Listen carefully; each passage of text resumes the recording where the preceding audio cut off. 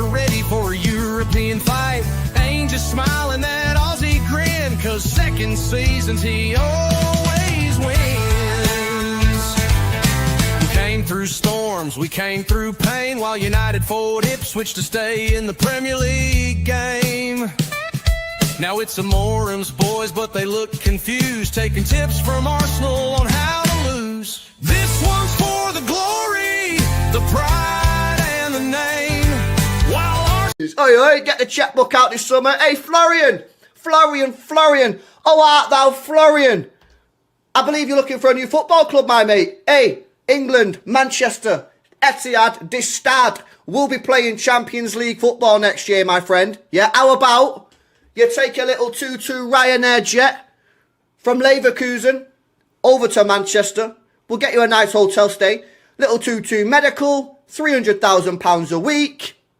Couple bonuses thrown in there. 2-2 Ballon d'Or in a couple years. Champions League. Happy days. You want to go Bayern Munich. Little 2032 Bayern Munich driller. Happy days. We get the next up and coming star. How about it, Florian? Florian. How art thou, Florian? I still believe LB is the reason like why he didn't join Man City, because he offered them a Ryanair flight. It's mad. Bismillah ar-Rahman ar-Rahim. Hello everyone and welcome back to the channel. Welcome to another stream, guys. Liverpool panel show every Friday night, as you guys know. Make sure you guys are liking the video. Make sure you guys are subscribing. Please, everyone right now, hit the like button. Everyone, please subscribe to the channel. Thank you so much for 51.6K. We are on the road to 51.7K. So I appreciate you all. Love for the love, every single one of you guys. Joining me first and foremost, I hope he doesn't get me cancelled because it's 10:05 currently UK time. How you doing, Jamie, mate? I'm good, man. I've been asleep for hours. So I joined Drifty on his show about an hour ago, and that's the only time I found out about the Wirtz news. So, wow, fairs. I appreciate that. Joining me next, New Yorker, lost his New York grit. They choked. Joining me, of course, is the biggest fraud on this channel. Mike You Later is in the building. How are you doing, Mike? Don't talk about my Knicks. All right, we got game 2 tonight. Chama.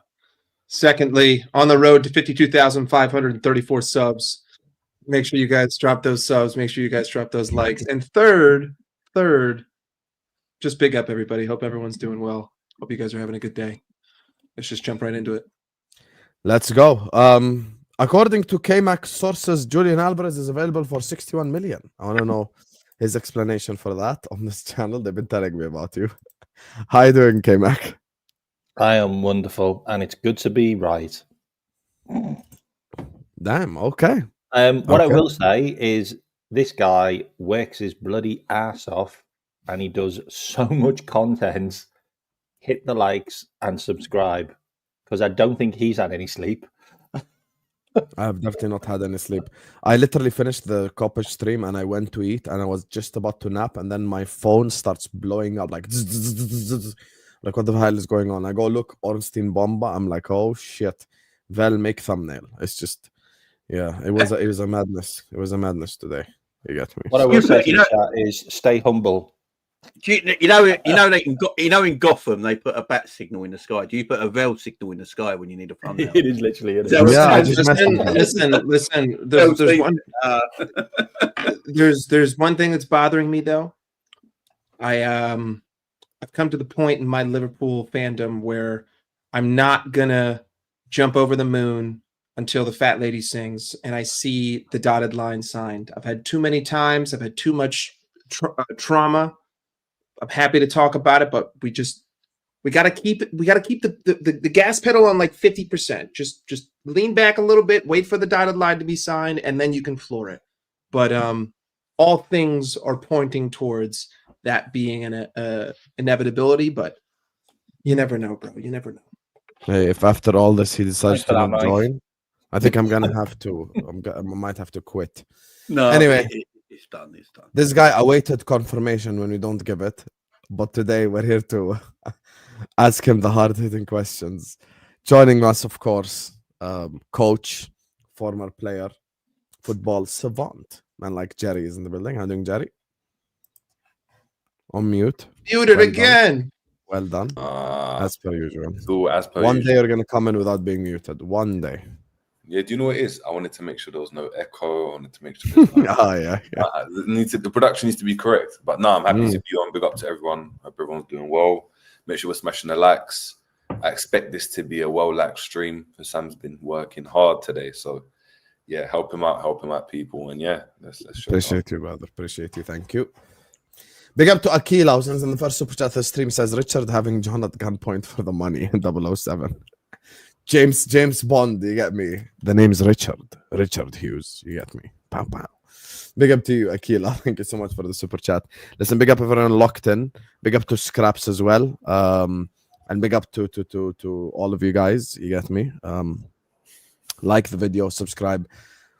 Mods, keep pushing the likes as well, please. Also, all these guys' links is in the description. They keep saying I work hard. They work just as hard. Maybe not Mike.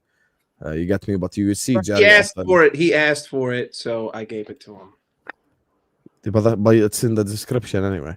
So, yeah, Just see, there you go. So, yeah, make sure guys go give them all a subscription. Make sure guys go all show them some love as well. And big up to all of you guys, man. It's been one long ass day, but in a positive way.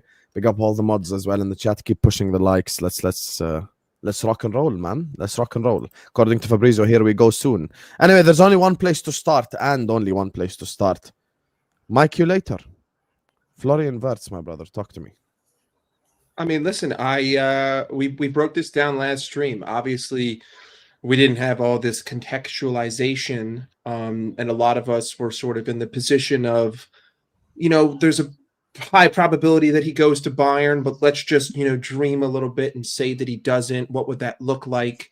Whether it be in a false nine position, like Jerry was trying to say, with essentially Luis Diaz and Mo Salah playing a fluid front three, almost like with the Bobby Firmino era, or, whether it's what I sort of see his position being is that 4-2-4. And then we kind of saw a little teaser of Szoboszlai playing in that 8 against Brighton, which I think he's perfectly capable of doing next to Gravenberch. And then if your 2 10s in front of him are McAllister and Wirtz, well, then that front 3 turns into a front 4, and that front 4 can just basically in, out, rotation. Please in open floor, because I've just got to go. My mom just called me. Please, go ahead. Sorry, guys. Just, having a player of that technical quality in the center of the pitch at the forward line, it just allows you to be very fluid. And I think that that's something that will help Mo. Like, it's not to say that he's going to come in and just take away GA from him, but he's going to take away space, right? He's going to take up space that the defense now has to worry about, which then frees up Mo. It frees up Luis Diaz. It frees up McAllister. And so to me, it's just an amazing signing, a player who you can put, anywhere in that front 4, and he can be effective in that position. Plus, if we then go out and we get a striker who has more than 12% conversion and can play 30 games a season in the Prem, you have a guy he can dish the ball off to. So just from a technical standpoint, a fantastic player. From an age standpoint, I mean, he's only 22 years old. Like, to get a talent this young, who's this good, who's won a league against Bayern Munich, again, another massive positive. And ultimately, he's the type of player that we've been looking for. Like, a lot of us sat here throughout the season and were criticizing Szoboszlai for the role that he had in the 10, but it may just be that, that's what Slot thought was the best. That was the best formula based on the tools that he had, and then when we add in this tool, I mean, my favorite version of us was when we played the 4-2-4 with the 2 10s, not with the striker. We had 2 10s in the 4-2-4. I thought it was the most effective. And now you have the ability to do that. So it's nothing but excitement. Who cares what the price tag is, because he's that type of player, and we're going to make sales. So yeah, bro, it's unbelievable. And honestly, big up. So Wirtz, okay, just as a Liverpool fan, just purely as a Liverpool fan for a number of years, how many times have we sat there looking at Manchester City going, oh my God, I wish we had a Kevin De Bruyne. Why can't we have our own Kevin De Bruyne? Well, we kind of made Trent into like our Kevin De Bruyne from the right back position. Now we've got Kevin De Bruyne as the number 10 for Liverpool. Let's just let that sink in. The guy has just turned 22. He's better than Kevin De Bruyne at his age. He's done more than Kevin De Bruyne at his age. Like, he's 2 weeks into 22 years old. That's how young this guy is. He is generational. He is absolutely unbelievable. Just look at FB Ref. Everything is green. The guy tackles. The guy does blocks. There's nothing that he can't do on the football pitch. And we've got the facilitator that we've been crying out for this season. When everybody's whinging about Dominic Szoboszlai not being good enough in that position, well, guess what? You've got Florian Wirtz in that position now. And the guy can pass the ball. The guy can score goals. Him and Mo Salah are the only people with double assists and goals in double figures this year. He's got like over 150 games under his belt with about 120 GA. He is an absolute monster. And Liverpool are acting like champions. We're acting like a team that are going in the right direction. We're not underdogs. We haven't got this siege mentality shit. We're going in there and we're getting things done and we're buying the best players. And that's exactly what we need to do. And if it takes Michael Edwards a flight to Boston to say to the owners, there's a generational talent here available for 100 million. Like, you need to put your hands in your pockets. Then that's what has to happen. And watch this space because it's going to get wild. Buckle up because we ain't finished. We have not finished. I'm just so excited. Like, the second season was the one that was really going to excite me. No, I hear that. I obviously Richard Hughes has been. They're saying Richard Hughes is one behind this whole transfer. So obviously, got to big up Richard Hughes. Also signed a new guy to their contracts as well. So what it shows is that Liverpool needed to get the right team together last year, and which they think they've got now to go and challenge for these kinds of players and go and challenge properly going forward. And look, Slot said it himself. I keep saying this. About 8 weeks ago, Slot said in a press conference for one of the games, he said him and Richard Hughes have been speaking. They already know what positions they want to go for in the summer, and they're ready to go. And it looks like we've got Frimpong in already. He's done, which I think is a very good acquisition for 30 million quid. It's ridiculously good business. And it looks like they're going to go and get Florian Wirtz in that number 10 position. And who's one of the best number 10s in European football right now. So they look like they know what they're doing. The transfer window's not even open yet. And we're getting these caliber of players in. And I think there's more to come as well. Obviously, I'm just reading here as well that Bayer Leverkusen might look to take Harvey Elliott as part of the deal, which, you know, game time for Harvey Elliott's going to get even harder now. So I could see that, you know, being the case. I think Harvey Elliott actually plays quite well in Germany, to be fair, because I think Harvey Elliott's actually a pretty good footballer. So I think he'd do well over there. So, yeah, Liverpool, they wanted Tyler Morton last year, by the way. Yeah, they wanted Tyler Morton the year before, didn't they? So, I think, they just got to get, obviously, this signing over the line. You know, I know a lot of people are saying it's like the Caicedo thing again. They don't trust it. It's nothing like that. The Caicedo deal, Liverpool never got permission from the player in the first place. So, it's nothing like that. Edwards wasn't at home. Can I just read out a quote which makes it so not the Caicedo deal? Okay, 2 seconds. Just bear with me 2 seconds. Okay. So before I get that quote, I love the super chat from BIG. Says from Florentino Luis to Florian Wirtz. you know how long ago that Florentino Luis thing was. To be fair, I did want him. Yeah, we all wanted them, mate. We all wanted them. So this is the quote. I'll read this quote out. This is how different it is from the Caicedo deal. Last week, the Wirtz family, in addition to Florian's mother, Karin, and father, Hans, was also his son's advisor, travelled to Liverpool. Wirtz was enthusiastic and made his decision to move to England promptly after the visit. We didn't do any of that stuff with Caicedo. We just came in with a big offer. Yeah, just put a bid in. Well, did you? I don't know if you guys saw the Slot quotes about like the winning mentality. And I don't really want to like misquote him, but essentially like the vibe that I got was that whatever the conversations are going on behind the scenes, it's that clearly Slot wants to be a serial winner.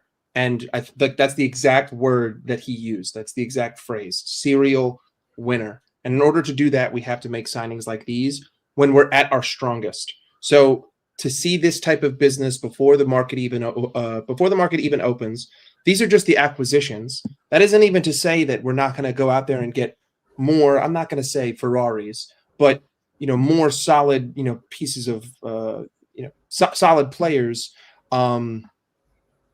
Because to me, this is what I feel like we all felt lacked 4 years ago after we won the Prem, 5 years ago after we won the Champions League. Not strongly revamping the squad, keeping things fresh. And so now it just makes me even more excited to see, all right, well, what happens when we sell players? And what happens when money comes in? Are we going to spend more? It's like the opposite of what I thought that this summer was going to be. And every day seems to be a new surprise.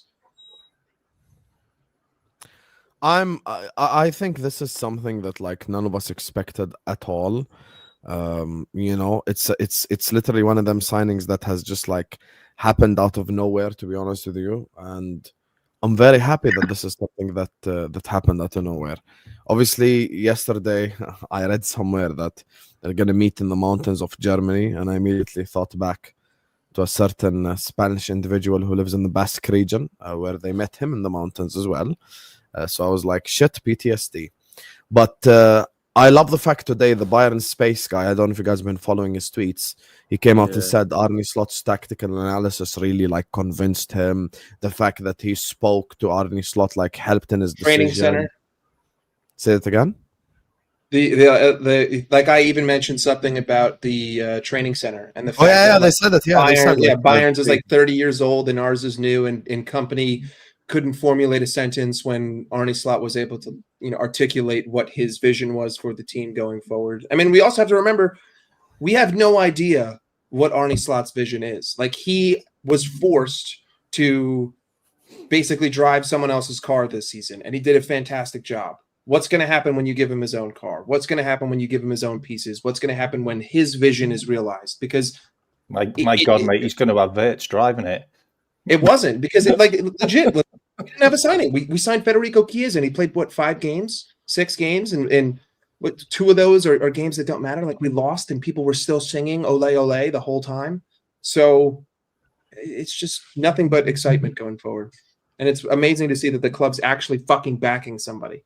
No, but the thing is, they mentioned the training center as well. The thing is, for me with Florian Wirtz, it's just the one thing that shocked me is I knew we were going to do like one Bomba signing this summer, but I really thought that the Bomba signing was going to be like the striker position. I really did. Like, I thought that's where we were going to drop like a lot of money. So for me, the fact that we dropped it on a 10 is it's kind of like a pleasant surprise. So like it's something that I've welcomed, to be honest with you, because I do feel like the game against PSG, the game against Newcastle, had a serious lack of creativity. Someone that can just dribble past 3-4 guys, create space, create some positive havoc in there, create something that allows us to get into dangerous positions.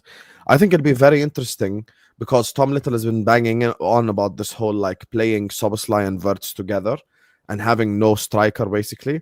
But then that means we need to sign someone for the left wing who's a lot more like better at scoring goals.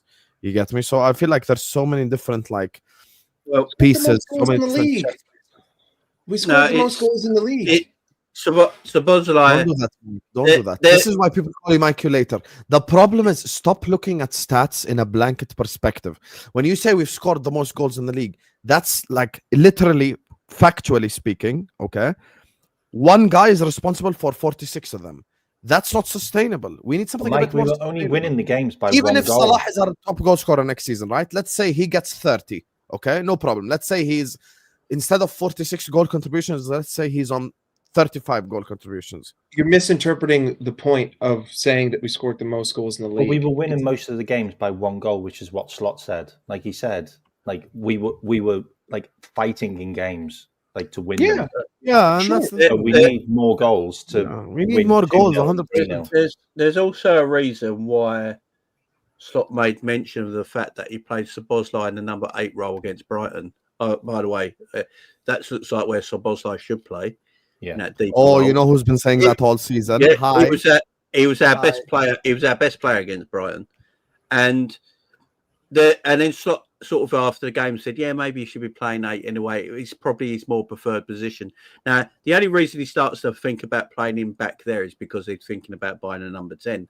You know, and then a week later, look, Wirtz is happening. So, you know, a Szoboszlai, it's going to be like Szoboszlai, McAllister, Wirtz, and Gravenberch. They're your 4 main ones, and then you got Curtis Jones, Endo, and looks like Harvey Elliott's going to leave. So there's your main midfield, and now Wirtz can play in that.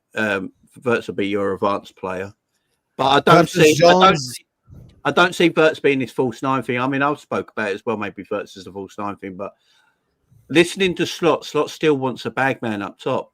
I think he's still looking for a striker. He's still looking for a number 9. You can't rely on Salah all the time. You know, Salah is getting older. Eventually, the goals will start to dry up a little bit, and then you're stuck, aren't you? So you still need that striker up top, because if you're going to get Wirtz, you need that player that's going to make a move for him to create the space in front of him anyway. So you're going to need a striker in that position to help Wirtz play his game anyway. So, because I think at Leverkusen, don't he play like a 1-1 just behind sort of thing? So yeah, you're going. I think like the one thing I will say though with what you're saying is someone's gonna have to hold the bench. Yeah, but that's good, man. That's good. You say rotation, but we know one thing: there is going to be someone that's going to hold bench. Now, I do understand. First of all, Curtis Jones. أنا أتحدث اللغة العربية. Duolingo is getting ready, حبيبي. There is Arabic lessons for you. There is multiple different languages. Curtis, you get me? AKA Eden Hazard. Go play with that bum with chunks. I think this makes this very interesting now. I don't know why I have this hunch that's not going away. And I want to ask you guys, and I get Jerry in this as well because he hasn't spoken yet. I really have this hunch that I think Florian Wirtz is the Diaz replacement. I'm not even lying. Why do you want to steal my thunder? No, I fully believe that I think Wirtz so is as the well. No, hear me out. I fully believe that Wirtz is the new left winger. I want to me too. Me too. I fully believe that. Like I've been trying to think of all different like scenarios, and I'm so bought into like, because he's obsessed with this PSG thing, right? So I think he's gonna do Wirtz left wing, one of the other 2 up top, or buy a striker. Like that's genuinely how I think. I just know he's gonna Look at his heat map. Look at his heat map. He plays on the left. Harry, what do you think of this whole conversation? By the way, guys, 1,300 people in here. Let's get the likes up. Come on, let's get the likes up right now. Go ahead, Jerry. Yeah, first of all, statement signing more than anything for me. When you look at it, he's not, as in a position, he's not something that Liverpool necessarily need when you look at it on paper, right? So in terms of numbers, you've got pure midfielders, you've got poor players, loads of players that can play on the wings. A striker's the one that all of us thought we're going to, splash out on, and we've decided to go with a more number 10 type of player. Now, going to your point when you're talking about Diaz, right? I'm going to what, that Buying Spaces guy spoke about on Twitter, and he mentioned the fact that Liverpool's presentation, right, and the plan for Wirtz is something that excited him. I can only see that from him being the focal point of the team, and that means being in the center, because you still have him to go and link with Salah and link with Diaz or whoever. The way Slot speaks about Diaz, right, I actually think he likes Diaz. If you look at, again, how often he's played him, I think even in the press conference, someone said about, like Luis Diaz, and he was like, oh, is it? Barca like Diaz? Well, I like Diaz as well. Or is it? I can say I like Rafinha and Yamal, kind of playing tongue-in-cheek in his press conference, alluding to the fact that he likes Diaz. I don't think Diaz is going to go anywhere unless they can fetch a lot of money for him, which kind of just makes financial sense. And I think every player, more or less any player in the team, will have a certain amount where Liverpool look at it and they're like, you know what, cool, we can cash in on it and trust the Excel spreadsheet.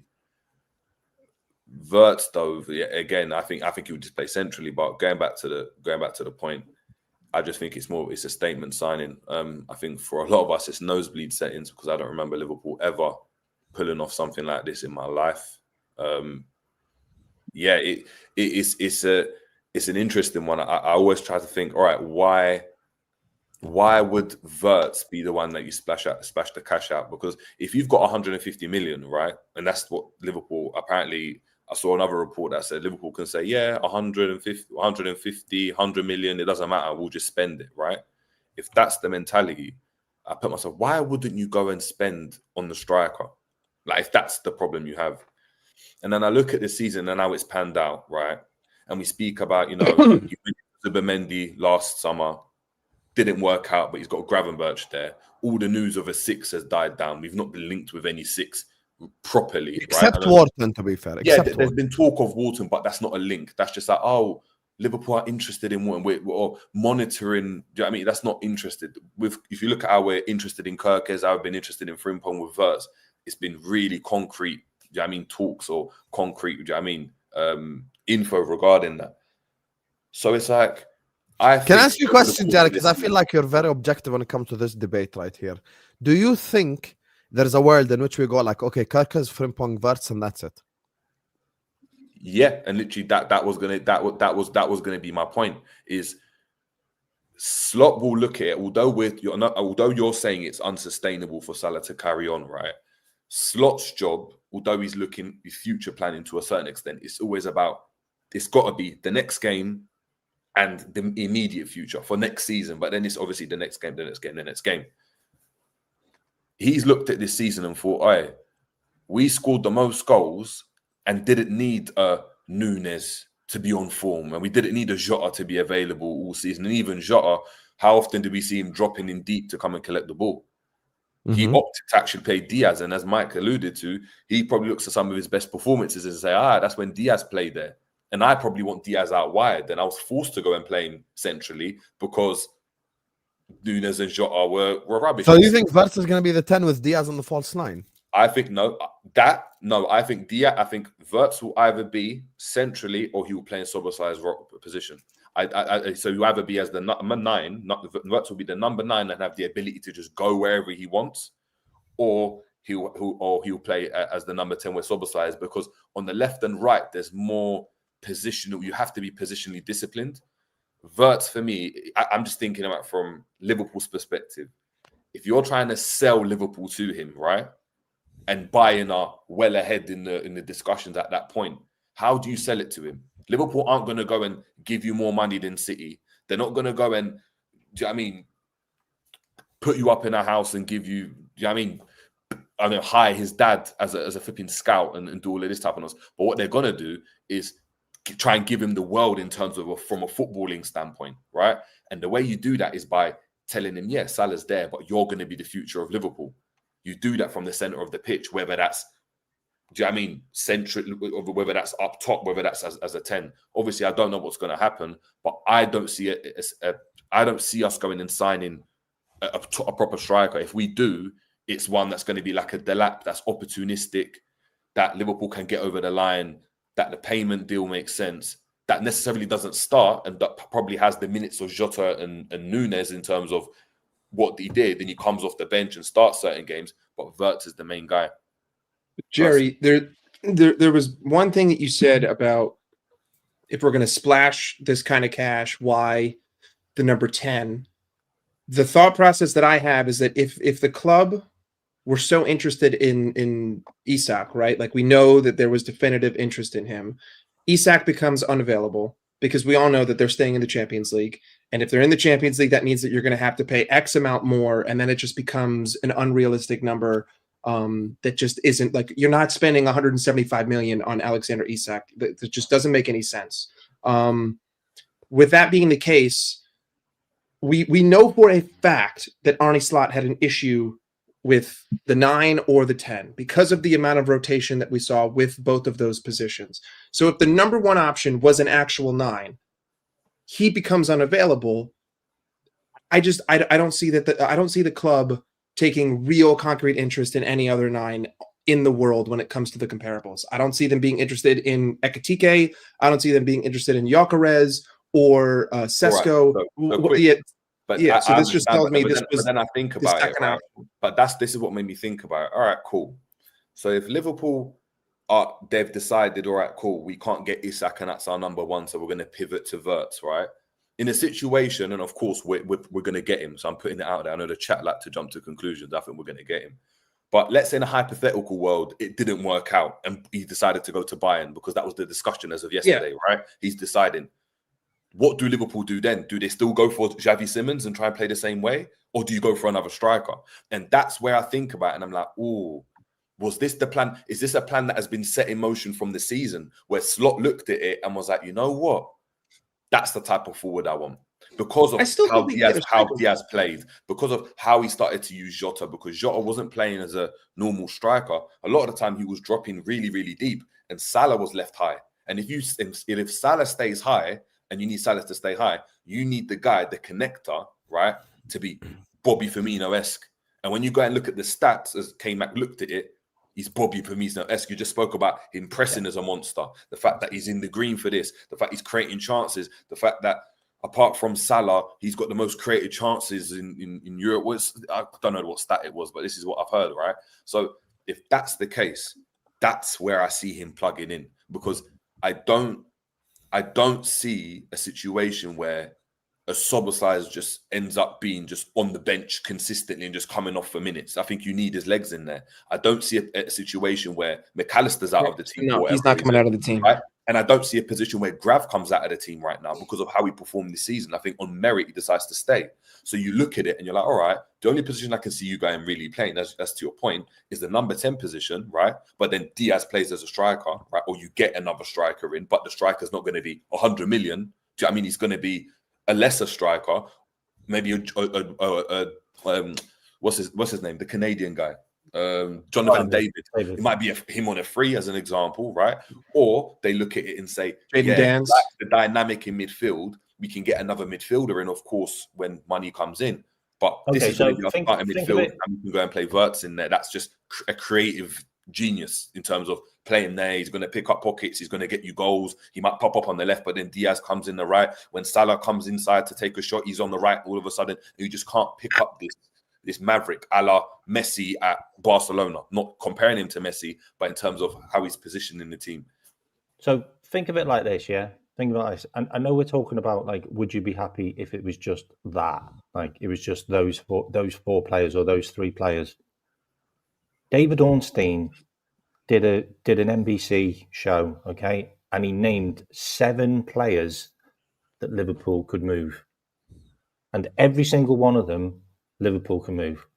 There's only one player on that entire list, which is Diaz, which has been a first-team player. All the others are all bit part players, haven't really had much of a role. Now, we all sit here now and we're talking about, would you be happy with 4 players? We will have to sign more players because of the players that are going out. We need replacements. So we will sign more players if these players leave the club. And these players are Darwin Núñez, we all know that. Gerald Quansah, we talked about it enough, and Slot has as well now. Then you've also got the likes of Harvey Elliott, who has come out and said that he might have to make the best decision for himself. Okay, he wasn't saying that 2 weeks ago, so he knows the writing's on the wall.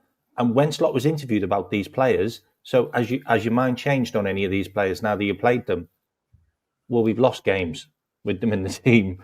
And Arne Slot's going, no, my mind hasn't changed. I haven't learned anything new. And then you've also got the likes of Kostas Tsimikas. You've also got the likes of Diaz, that's on the list as well. And then there's a number of other players that we haven't even talked about, like Gomez, Endo, Jota. None of these have even been talked about. And these weren't named in the Ornstein list. But if you work out the price, just being reasonable, it's over 200 million. Like, and we're talking about we can't get a star striker. We can get a star striker. Sorry, Kelleher's on that list as well. My bad. Forgot about that. We can get a star striker. There's no reason why we can't go and sign £100 million striker. There's no reason why we can't go and sign. But the thing is, I don't think we need to. The point that Jerry's making is that yes, we do. We do because hold on, Kmack talked about it all season. Hold on. He needs a number 9 that scores goals. Well, he hasn't got a number 9 that scores goals. All right. Just hold on. A quick one, mate. Before you go, just to get an understanding. Kmack, when you're saying the number 9 needs to score goals, of course they do. How many goals in this Liverpool team this season would you have expected? Let's say Jota played every single game and he was fit, right? How 15. many goals would you expect Jota to score? 15. 15. Do you think Wirtz can score 15? But that makes no difference. That makes no difference. No, but it doesn't. No, but it doesn't matter what the player is. I'm saying whoever plays up front. If you're saying you expect Jota to score 15, if Wirtz scores 15, he scores your goals. No, but it doesn't matter. I'm not talking about Jota. I'm talking about Nunes as well. Like, there's 2 players there you're rotating. Yeah, but if one player played every single game this season, a la Salah, right? The other player, I'm expecting 30 GA from Jota. 30 GA from a number 9. 30 GA minimum. With Salah getting 40 GA as well. Well, Salah wouldn't have to get as much GA. We always say this. Mane and Salah existed in the same team. Like, they both got a lot of GA. I think but he didn't get the numbers that Salah got, right? And what I'm saying is that the goals sometimes he got more. No. But I'm saying when Mane got his goals, it was 20 goals a season, right? In the league, it was 22 is the most he ever got. It wasn't 30 goals, right? So when you're talking about 30 GA, yes, of course you can go and get it, but that's my point. If Wirtz is getting you 14 goals, as you went and said, or 15, but that's not enough. It's not enough. If Salah gets his numbers and Wirtz gets 15 goals, but I'm going under the argument that he's not going to get his same numbers. I don't think there is a world in which Mo gets 28 and 18 against next season. I think he might get like 23 and 14, something like this. What if he's looking like it? I can hear what every side of the argument that Jerry and Kmack are making. I mean, when you look at it, if Salah's going to play the way Salah does for the next few years with Liverpool, you need a runner on that right-hand side of the pitch, yeah? So that's why Szoboszlai plays. You need that. You need that athleticism there. I don't think any of us want to see Wirtz doing the Szoboszlai role. You want Wirtz to play the Szoboszlai the Wirtz way, yeah? I don't think Szoboszlai just comes out the team. So he's not going to. Which is why me and Don think that he could be on the left, as in Wirtz. Okay, if he was going to go left wing, I think he goes Bayern Munich. Because if you're going to be the guy, at the football club, he wants to be in the middle of the pitch. Because if he's in the middle of the pitch, it means he's close to everyone on the pitch, and he's going to be the main guy. You know, he's got Salah to his right, he'll have Diaz to his left. If we do get a striker, it'd be that. You know, it'd be playing with McAllister through the central area. You know, remember what Slot likes as well. Slot likes to keep possession through the middle of the pitch. If you got McAllister and Gravenberch and Szoboszlai and Wirtz as your midfield, Jimmy, you know what the new hipster thing is now? Like inverted wingers. But PSG don't play inverted wingers; they play wingers. Yeah. But we cannot replicate PSG because the only one who technically in our midfield can get to PSG. No one really plays inverted wingers. But hold on, we say but like Fabian Ruiz, Vitinha, and Joao Neves are all technically better than all our midfield other than. I've had this argument before. Liverpool can recreate what PSG do. It does, but we can with players that are not exactly the same as PSG. Like Pep Guardiola has played pretty much the same way from Barcelona, Bayern Munich to Manchester City, yeah. But he's never had the same players that he had at Barcelona, and that team was always going to be better than any other team that he played with, right? And bought players for. But he still tried to recreate the same philosophy and way of playing football. So Liverpool can recreate and play the same philosophy as PSG. They don't even play the same formation, James. They don't even play the same formation. But like 4-2-4. We play 4-2-4. I can't get my words out, man. Right, whatever anyone thinks, fuck it. Carry on, I won't talk. No, we play 4-2-4, that's all, mate. Like, we can't play with 3 midfielders because we don't play with 3 midfielders like in that position. I see playing 3 midfielders. I can't bother. I'm fucking. Jamie, come back. Come back, Talk, mate. tell us your opinion. Come on, mate. Just tell us your opinion. Oh, he's actually left. What? What? I didn't say anything. I just simply don't Okay, play with same the formation. issue. I can't believe you got that mad at Kmack. Like you're used Well, to you get mad Kmack. at me as issue- well, Jamie. It's been chat The tonight. issue that I have with your idea of a left winger is I think it's ludicrous. Like Mm-hmm. what Jerry said is 100% factual. First and foremost, I still think that we're going to go out and buy a striker. We're not going to let Darwin Núñez walk and have Diogo Jota be backed up by Jadon Dance. So 100%. regardless of that, we're going to find somebody, whether it's a random Brazilian from fucking Flamengo or it's Liam Delap for 20 million. I don't care, right? We're going to buy someone to play in the number 9. With Florian Wirtz, the only thing that makes sense in my mind logically for this kind of signing is that he wants to box up the midfield, right? Because what did we see all season? Everyone was rotating. The only player who didn't really progress very high up the pitch was Ryan Gravenberch. And when he did, we saw him influence play, i.e. Everton at home. His progression up the field is the only reason why Jota scores that goal, right? To me, what Wirtz shows me is that he wants to play Szoboszlai, McAllister, Gravenberch, and Wirtz, right? Basically, what I envision happening is that Gravenberch is just going to have less license to go up. But honestly, I think that that's what he wants. I don't think he wants to be the guy that has to, step forward and sling the ball into Mo Salah or play the diagonal to Luis Diaz, right? It gives McAllister more license to go forward. As, Kmack said, Wirtz can do both things. Wirtz can press and Wirtz can create. All of the sudden, you now have 2 players who can do that. You have Szoboszlai and you have Wirtz, but one of them is better at creating than the other. So maybe it's, Wirtz's rotation is higher up the pitch and Szoboszlai is the one who just decides to cover for Wirtz when Wirtz progresses. To me, what makes the most sense is that 4-2-4 with essentially 2 10s, right? McAllister has proven that he can get into the box, create space, and score. Florian Wirtz can get into the box, create space, and score. Dominic Szoboszlai can get into the box, create space, and score. Then you have Luis Diaz. Then you have Mo Salah. With those 3 players coming at you through the center, that's going to create more space for Mo, and that's going to create more space for Luis Diaz. I don't think in modern football that you need to have a number 9. I don't think that you need to have this 6'4" Erling Haaland, Isak type player to score a lot of goals. I mean, Manchester City had 100 points without a striker. And if that's the vision that Arne Slot is seeing, if Arne Slot is saying to himself, I don't need this prototypical Benjamin Sesko Ekitike number 9 who just sits at the front and makes runs and I sling the ball into him. Maybe Florian Wirtz is going to come into this team and have a 20-plus goal season because he's going to have more space, because now I have to worry about 4 guys instead of worrying about 1. Because in the past, you could just triple up Mo. I mean, how many times this season did we see Luis Diaz or Dominic Szoboszlai cut through the middle, right? They lay the ball off to Mo, but Mo's double teamed. And then what does Mo have to do? Mo's got to kick the ball right back to Trent, and then we just have to reset. But now I have a player who can win a duel, who can get by that first center back. Now all of a sudden, one guy's beat. I've got 2 options to my left. I got 1 option to my right.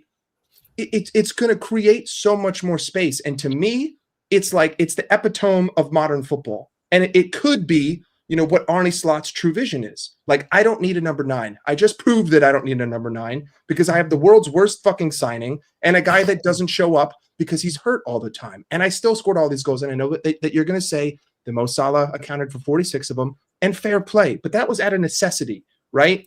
Now it doesn't need to be at a necessity. Oh, you're asking him for the same necessity again? No, I'm not. But that also, is but hold on, Hussam. But also, it just very last point.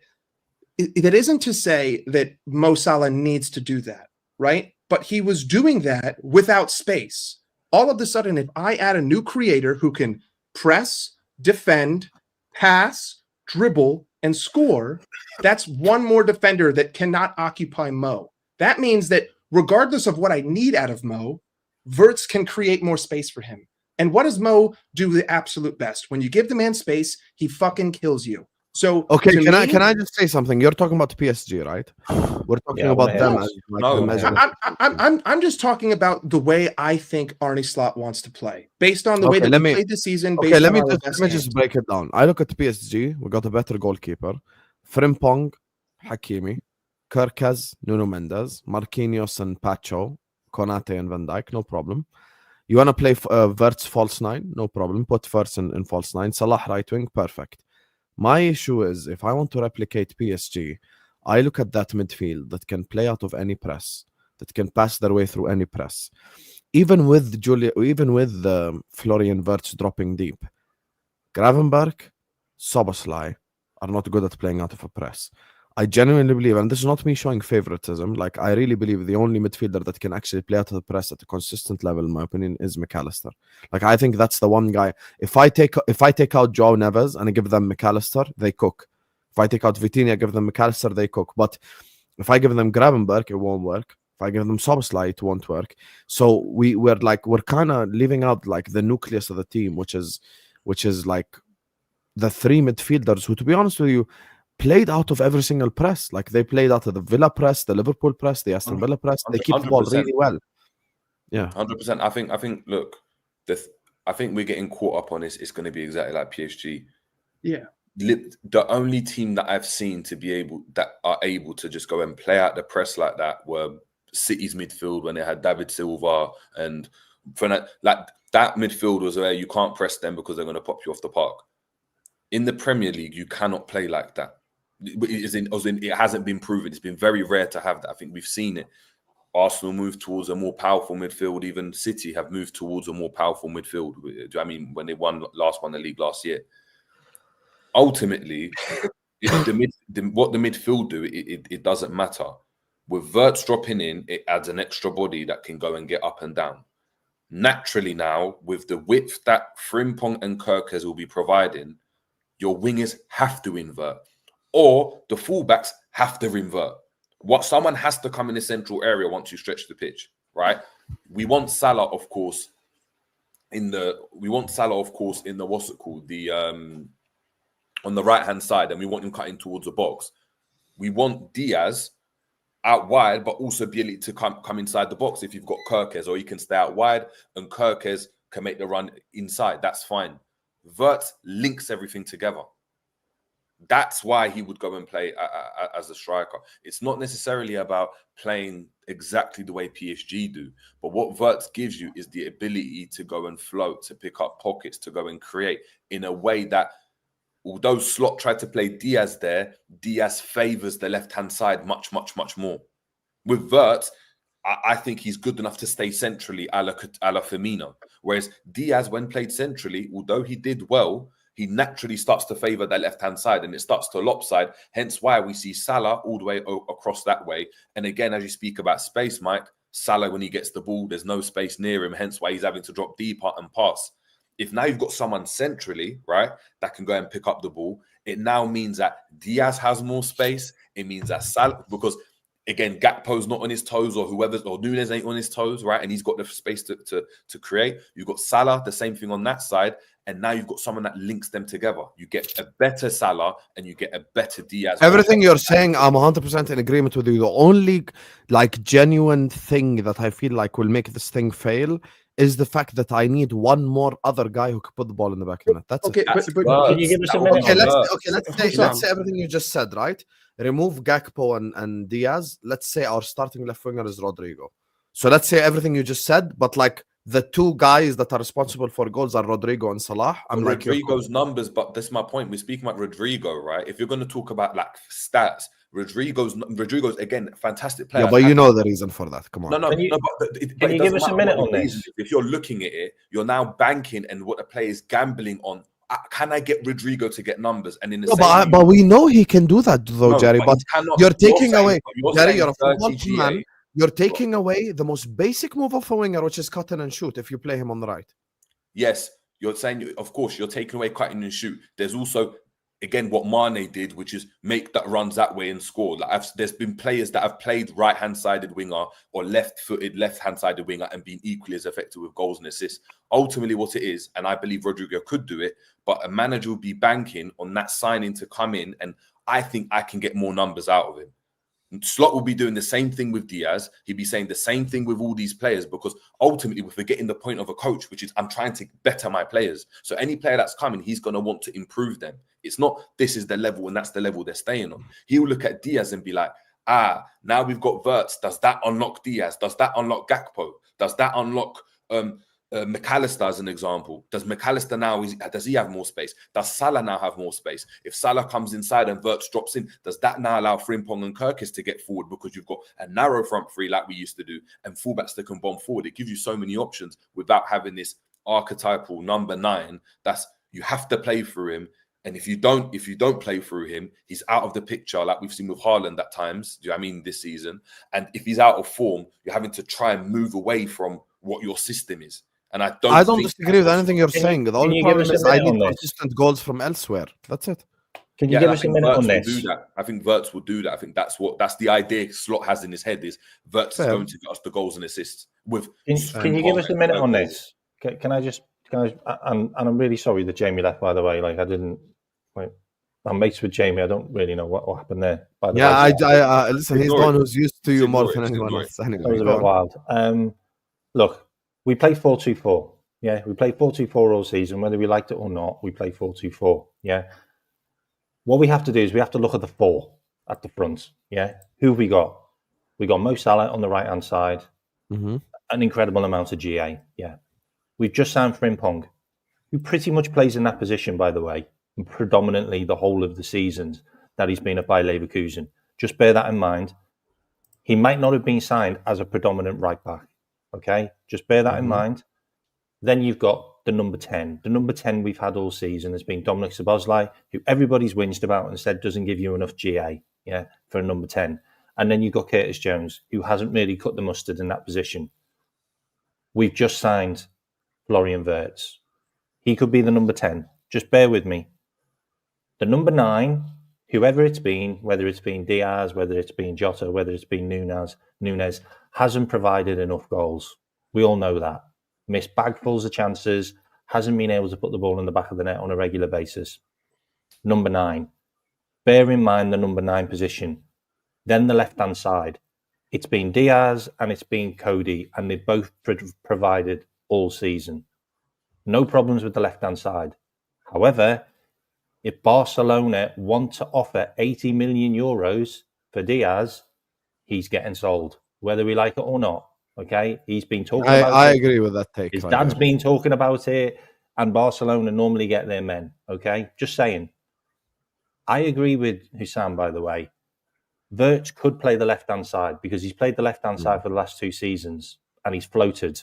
Okay, left-hand side's an option. Alvarez, or a archetypal number 9 that can play in multiple positions. Joao Pedro. Who we've been looking at? We've been looking at Alvarez. We've been looking at Ekitike. We've been looking at Isaac. They can drift around from the number 9. They're not a Sesko or a, and I do like Victor Osimhen, by the way, but they're not a specific number 9. They can play in multiple positions. Think about this front 4 that we could have. You've got Wirtz, who can play left wing, right wing. He can play the 10. He can play the false 9. You've got Mo Salah, who can play the right-hand side. He can come in and do the number 9 job, by the way. He's done it before. Then you've got the likes of Diaz, if we keep him, who can play in different positions. Then you've also got Dominic Szoboszlai, who can also play the 10. He can play the left. There's multiple positions in that front 4. And we've also got Frimpong, who can play on the right wing and move Salah in to the number 9 position. And then you've got Wirtz as the number 10. We've got so much rotation in those positions. If we sign one more player, Alvarez, that's the one. Yeah, that's like the perfect case scenario. No, I'm not disagreeing with you. That's like perfect case scenario. Like somehow, because yesterday there came out rumors. I don't know if you guys saw them. That what's it called? Atletico give the green light for the Nunes move. If they actually do want him, then we'll. But the thing is that no one's saying that we don't want a 9. It's just if nothing changes in those front 4, that's the way that I would see Florian Wirtz coming into this team. I mean, my only disagreement here is under no circumstance do I see Florian Wirtz playing on either side. He's going down the middle, right? Because we know for a fact that Slot has been open about the criticizing of central creation, whether it was Szoboszlai, whether it was Nunes, whether it was Jota. There's no way that a tactical manager like Arne Slot is sitting there and happy with the creation in the center of the park. He's just not. So Florian Wirtz, no matter what. Wait, okay, who's he hold on. Kmack, The would you 9's say not scoring the goals. No, but Kmack, would you say? But would you? All right, even if you think Salah's goals will drop off, right? Will Salah's creativeness drop off? I personally don't think so. Right? Will Liverpool be equally creative as they were this season? I think the argument is to say yes, because Liverpool are always creative going forwards. What you need is someone whose conversion is better than what is it? Kmack, what is it, Mike? Sorry. Nunes is like 12%. 12%. You need someone that's better than 12%. If Wirtz's conversion playing in a central role is 20%, right? Not even anything crazy, but 20%. All of a sudden, he gets 15 goals along with his assists because you can create, and he's creating for Salah and he's creating for Diaz. The idea that Liverpool, like, if you put Wirtz in now, no one's going to create. Liverpool have been creating, and we've had Diaz up front, who no one thought that could play there. We've had Nunes up top, which chances still fall to him. It's not like when he plays, we're devoid of chances. The chances are always there. What you need is someone, and it doesn't matter really, is someone that fits what he wants to do from a tactical perspective, but that can just put the ball in the back of the net a bit more regularly. Yeah, the more I'm listening to you guys, the more I'm convinced we need a striker. I'll be honest. Well, okay, but hold on. You're still missing the point because we're not saying the opposite of that. I'm not saying we don't. We're not saying we don't need one. I'm not even that down on like deep on the striker thing. I need either a consistent bagsman winger or a bagsman striker. I just need someone who could score 20 goals. That's it.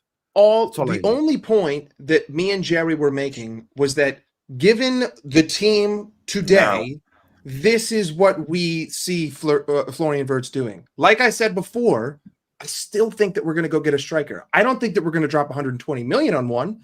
Alvarez is a realistic option given the fact that the Nunes swap could happen, and also I wouldn't really value him higher than 80 million, right? And then if we want to be pragmatic, mathematicians here and pull out our calculator, if Harvey Elliott gets sold, you actually made 10 million on Frimpong. If Darwin Nunes gets sold, you'd actually be only spending 10 million on Julian Alvarez. If we buy Florian Wirtz, that's 115 out of pocket, minus 10 that you made on the Frimpongs, that'd be 105, plus the 100 that you made for winning the Premier League. So you actually only spent 5, right? Like, we can do mathematics all day long. I still think that we're going to go out there and get a striker. It's just based on what we have right now. That's how we see him gelling into this team. I think ideally, our dream here is that Szoboszlai becomes rotation. It's McAllister and Gravenberch. It's Florian Wirtz in the 10. It's someone like Julian Alvarez in the 9, and then it's Luis Diaz and Mo to that point, right? But to that point, this is where for me it becomes a bit tricky, right? Is if this is how I look at it from just a coach's mind. If you go and get a striker as well, right? And Wirtz becomes the number 10, one of Gravenberch or McAllister have to come out and you have to get a different DM. Because Gravenberch isn't the best passer, right? Although he can cover ground, but he's not. He's not a defensive. Who's been talking about this for the longest? I know Gravenberch. But that's not a problem that we have to solve this summer. I don't think that that's a problem that you need to solve. Gravenberch is going to be the guy that suffers next season. I promise. If we decide to go and play with this Alvarez as a number 9, and then Wirtz as the number 10, right? Wirtz is like number 10. He's not. I know. You need two deep lying 8s. But they need to be flipping Makalele or Essien and Ballack. That's what they need to be. They need to be so solid, but they also need to have the ability to get on the ball and play out of a press, as we're talking about, deal with 3 versus 2s to allow Wirtz to stay high. Now you need your fullbacks to tuck in. All of a sudden, you're limiting what Frimpong and Kirkes can do. You're now looking for a different type of midfield duo. I'm basing it, but I'm looking at this midfield. By the way, just quickly, guys. Fabrizio just tweeted. Florian Wirtz has informed Bayer Leverkusen of his desire to join Liverpool. The contract agreement is done, sealed, as Wirtz only wants Liverpool move. Club-to-club talks already underway, as revealed earlier. Liverpool are confident to get the deal done soon. Not a long saga.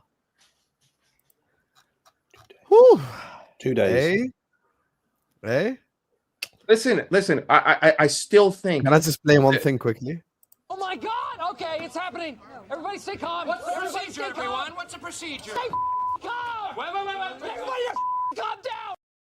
This is me right now.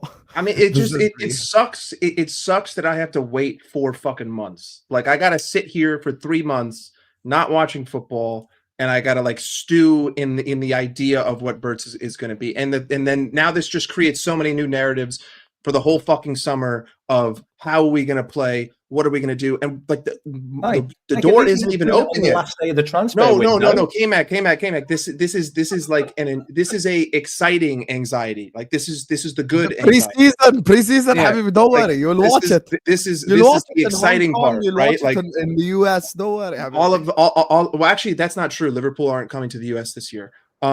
This is like aren't we in the Gold Cup thing? No.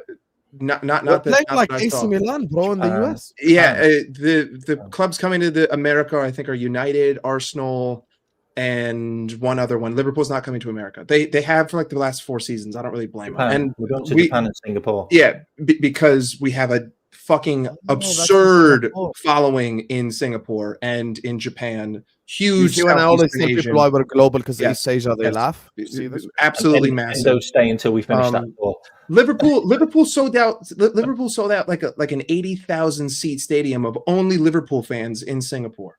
Regardless of that, it's very exciting. I still think that we're going to get a 9, but then you have to okay, if we're going to play along this, who's getting dropped, right? Like we can't play 12 players. Someone in that midfield has got to go. Who's it going to be? Are you telling me that Szoboszlai is going to hold bench? You tell me after winning a league, he's just going to be content with saying, "Hey, Daddy, don't worry about it. I'm happy to just take a seat here. All good." Like that doesn't make a lot of sense to me. Exactly. That's what me and Don just said. I know that, but that doesn't make sense. No, Wirtz can play on the left. But I'll be honest, I don't believe that doesn't solve a problem. After this, what does Wirtz on the left solve? Right? That doesn't create more from the center, which is what everyone is sitting here complaining about every fucking week. We don't create enough centrally. That's why so now you're just actually I want to lose the Community Shield because the loser of the Community Shield actually a goes 9 doesn't create a 9 scores. You still have the creation problem in the middle. I don't think. Hey, guys, let me just grab the super chats quickly and then we'll come back to this conversation. Big up to everyone locked in, guys. 1,400 people in the building. Make sure you guys are liking the video. Make sure you guys are subscribing. We are at 565 likes. So thank you guys so much. Let's try to push 600, 700. You get me? Because of you guys' help and support, we keep pushing this channel. Also, thank you guys so much for 51.7k, guys. So I appreciate you guys for the love. Keep liking, keep subscribing, keep sharing this stuff. This is fucking real, bro. This is crazy. Yeah, this is real. Like it's actually a thing. Like it's not even. Since when the fuck do we do? By the way, if this doesn't go through, I quit YouTube. I'm afraid we are gonna sell McAllister now. With the wing backs and Salah and Wirtz, we can't play without Szoboszlai. McAllister is bought for 30, so money.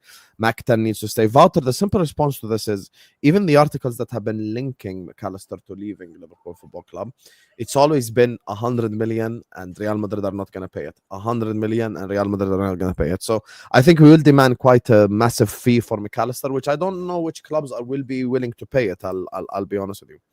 Big up to you, Wouter. Big up to Becca Chilitze. Big up, Becca, my brother. He says, congrats, brother. That's the top transfer after Suarez and Coutinho. I think it's the best transfer for Liverpool. Rodrigo and Arsenal agreed. Rodrigo was promised trophies, so he will join Arsenal at phase 9, is what Becca's saying. I don't get why we aren't all over Rodrigo, though. 70 M's? Because it doesn't, although he's very, very good, it doesn't, the risk to reward isn't great. Like you're signing a player, you don't know whether he's going to fit the thing. It's not like he gets 20, 30 goals every single season. He's a good player. What you're doing is signing him, and you're hoping that he can get the numbers. And I think Arsenal are in a situation. Well, you see it. Surely you see it, even as a viewer. No. I see he's a good player. I don't know whether I don't think he's ever going to be a prolific goal scorer. He's just not that type of player. He's a good player. He's complained, Ed. Yeah, he's outstanding, but he's not a prolific goal. He's not Mane and Salah. He's not. Do you think, Hussam, do you think that what we saw this last season of Luis Diaz, do you think that is the 110% most absolute peak efficiency of Luis Diaz? Do you think that that's all he's capable of? Do you think that we have seen everything that he's operating at maximum level scores 15? I think Gakpo operating at maximum level scores 15. Both of them quite similar. So you don't think with more creativity and more space they can produce more than that? Gakpo, I think even like Jerry as a Diaz fan will tell you, I think Gakpo is just a better goal scorer, so he has that instinct. Like, you know, the goal, bro, Gakpo scored like 4 tap-ins, which literally Salah just put on a plate for him just because he's in the right position at the right time. I think Diaz is a bit too much ball to feet. Yeah, but have you heard what Tuchel said about Trent? The England manager. No, I don't. That isn't. Trent is getting it all angles. Focus. That wasn't the point I was making. The point I was making is that I think that any of the players in our front line will benefit from more space and more opportunity. So if this player, which is perfectly fine, but like we're talking fine margins here. We're talking like you're getting 3 or 4 more GA in a Premier League season, right? And then if you compound that over 3 players, that equals, Kmack's 15.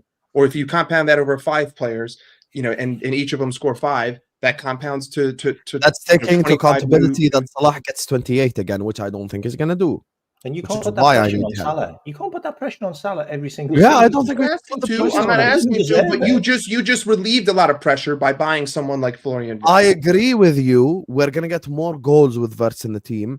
I'm just saying, look, 46 goals by one guy, goals and assists. Okay, I know that this guy is gonna decline slightly next season. I'm gonna give you a very positive scenario. Let's say he gets 35, right?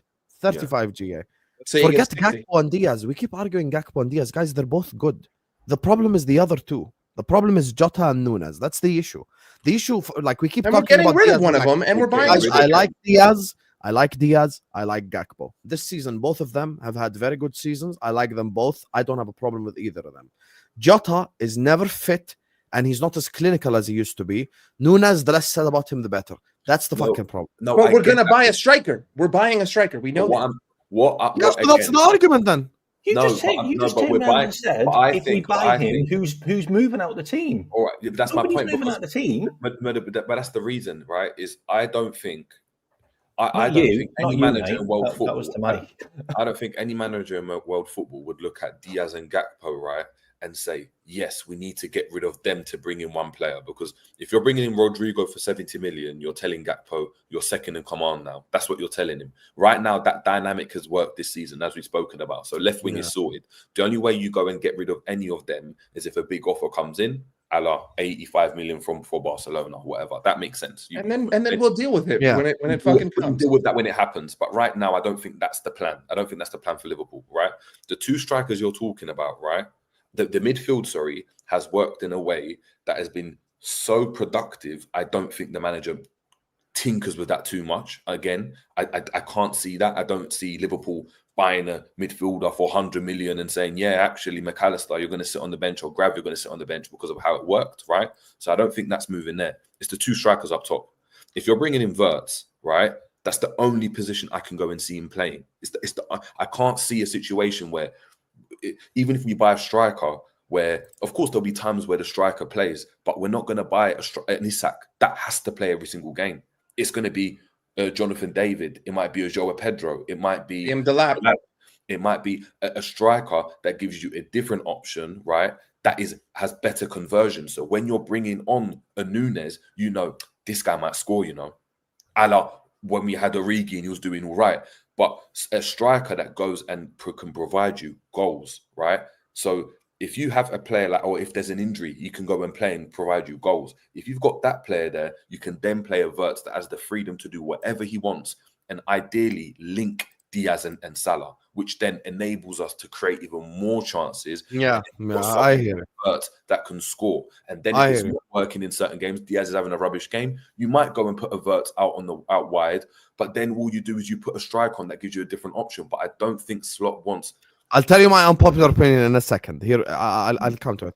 We made money from the Champions League, had money in selling, makes sense, fairs. Hey, Hussam, why you wonder that Liverpool spent money on Wirtz? Look at his heat map. He's not a cam. He's an attacking midfielder. So you are selling Diaz, and actually Wirtz is in-game covering that space heavily. Yeah, even if he's not an out-and-out left winger, I think he kind of like drifts there anyway. Like he drifts into that area to try to collect the ball. I think it's going to be very interesting to see the triangles that he creates with the people around him. I think that's going to be absolutely incredible. And thank you so much, Becca, for the super chat as well. Happy Wirtz Day, people. Smash the like. Make sure you guys are smashing the like. But I can't believe we got the bomba. That's okay. Got the bomba again. I just want to speak to Fabrizio and go like, can you time these bombas in a nice way so I could fucking stream and like actually work properly? This is a very important period for Liverpool, with Arsenal being Arsenal, City losing De Bruyne, Chelsea rebuilding stage, United, lol. Wirtz is going to be our De Bruyne, an exciting period for LFC. Fuck yeah. If Arsenal signs Sesko, brother, we are good, mate. We are good. You could still get De Bruyne on a free. He's a lifelong Liverpool fan. Yes. Have him be an understudy. Have Wirtz be an understudy. 30 minutes at the end of every game. Let's fucking go, bro. Why not? De Bruyne would love that. He'd get another medal. He barely have to play. With Wirtz, Frimpong, and Kirkas, and like hopefully, if I'm greedy, I'll say 2 more, but hopefully at least 1 more.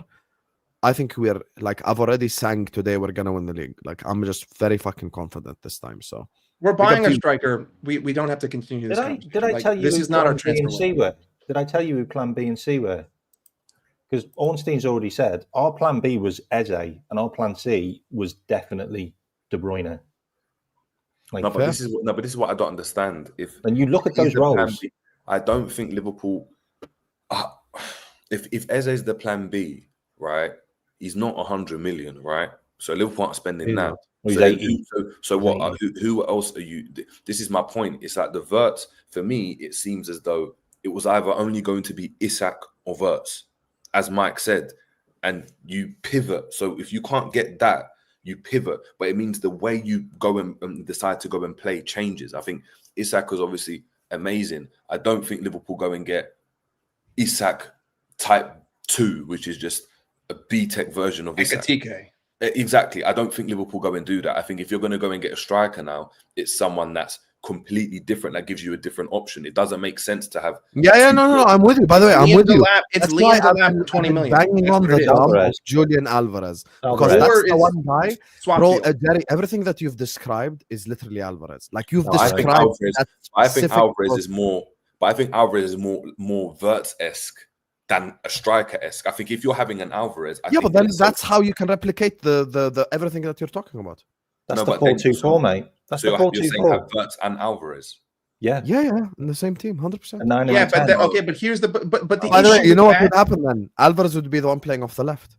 Okay, but like, my God, that's frightening. If you do that with 2 attacking, inverting fullbacks like Kirkes and Frimpong, 80 GA from those 2. Like there's so many tactical issues. You're saying you can't. Here's the thing, Mike. I actually counted it today. 27 times in the Premier League, or minimum 26, 25 times, we're going to come up against teams that will try to defend against us. We're going to pin the fuck out of teams and destroy them. You know what it's going to be like? I don't know if you guys remember like the City teams that almost walked the ball into the back of the net. I think it might be a bit similar to that. Let me just get through these so we can carry on this. Versus Palmer, just Palmer performing better from the right. Wirtz from the left. I watched a lot of Leverkusen and same aesthetics they have, trust me. Hey, it would be great to have someone similar to Cole Palmer. I like Cole Palmer. Just give me someone better than fucking Nicholas Jackson. After Caicedo and Zubimendi, FSG just took it personally. We got Wirtz. Just Don W. Henry get some credit. I love the fact we're the only fan base that like loves to give credit to owners. Michael Edwards gets the credit for this transfer window. The first transfer window they get credit for in the last 5 years. My president, not my owner. My chief executive officer. I mean, after the comments I just put in the chat, I think Slot needs some credit. Have you read what's being said about him? Like, yeah, we mentioned that earlier on. Check your WhatsApp, Kmack, by the way. Yeah, I'd be very happy with Wirtz and David, given Wirtz fee. Fairs. Only 2 players have registered 10 plus goals and 10 plus assists in Europe's top 5 leagues in the last 2 seasons, Salah and Wirtz. I like that. I like that concept. However, Wirtz did have Boniface ahead of him. So you need a little bit, at least someone who can help a bit with the goal scoring. Salah had fucking Nunes. Salah, but this is my point. It's not about the profile. Is that you have someone that is getting so many goals that can work off him. I think if you've got someone this is why I think Wirtz will play centrally. If you're closer to Salah, you've got more goals and more assists because you've got someone that creates for you, a la passing the ball into Darwin Nunes and he misses. And you've also got someone centrally that can create. Hence why when Nunes played, there was a stat a couple of years ago, which was he's got the most assists to Salah because he's playing centrally. So now you've got someone that's going to get goals and assists playing centrally. I hear what you're saying. I hear what you're saying. When you just to double check, when you say centrally, are you saying false 9 or number 10? Jerry? False 9. Oh, okay. I hear it. Wirtz false 9. I hear it. Slot likes creativity and goals dead in front of the box with us at Feyenoord. Big up to you. You're a Feyenoord fan. I appreciate that. Liverpool did not have that, but Wirtz, he has now. Fairs, Vincent, obviously you watch Slot at Feyenoord, so you'd know more than us. I appreciate that. Joao Pedro, coming Chelsea. Look latest as a left winger. I don't think you're going to get Joao Pedro. I think you've been linked heavily to Ekitike recently, actually. So we shall see how that pans out. There's going to be a very interesting summer. Big up to Mr. Sinclair says, if this summer is different, not giving up on Isak Alvarez, if I ask my son BMW or Porsche, he say BMW. I ask why. Practicality, sustainable and cheaper. I'm buying him a Camry. Next centre-back, anti-bully 6 is what Mr. Sinclair is saying. That's why I just said, I genuinely, and this coming from me, people call negative and shit like that. Genuinely till this day, I don't think is, like if I'm just going to be honest, I don't think we're done yet. I think there's still a bit more for us to go. I think we're way too excitable at the start of this window for us to finish. I complain, bro? This is what I'm talking about. Whoever named Mike would complain somehow is super talented and knows how fraudulent he is. I don't think I Mike haven't fucking complained once. I've been nothing but excited, dickheads. All that Ed. Ed is a cantaloupe farmer, so he's very patient.